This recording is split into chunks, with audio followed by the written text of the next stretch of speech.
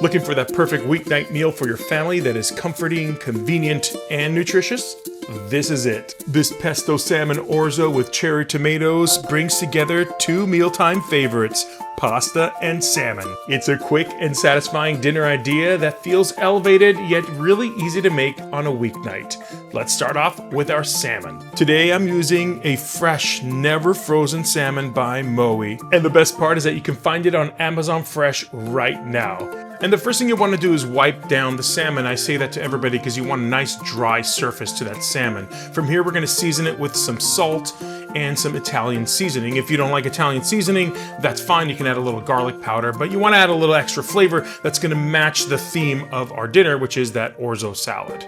And my favorite way to cook salmon is in an air fryer. You want to have a hot vessel to cook the salmon in because you want kind of a dry, crispy surface and the inside to be moist. The air fryer is perfect for this. However, if you don't have one, you can certainly put it in a convection oven at a very high temperature. Pop that in, and as I cook, we're going to be making our orzo salad. Now, if you don't know orzo, it's a very tiny little pasta.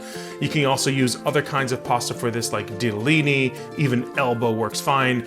Honestly, pretty much any pasta will work fine with it. It's a very versatile recipe, but I like orzo because it's almost like a way to eat pasta with a spoon. So go ahead and cook your orzo in some boiling water, and while that pasta cooks, this salad couldn't be easier, honestly. I tend to buy jarred pestos or make pesto from scratch in the summertime, but again, because it's a weeknight meal, there isn't a lot of time there, right? So use your favorite jarred pesto for this salad. We're gonna add some extra ingredients to it to make it a little more homemade.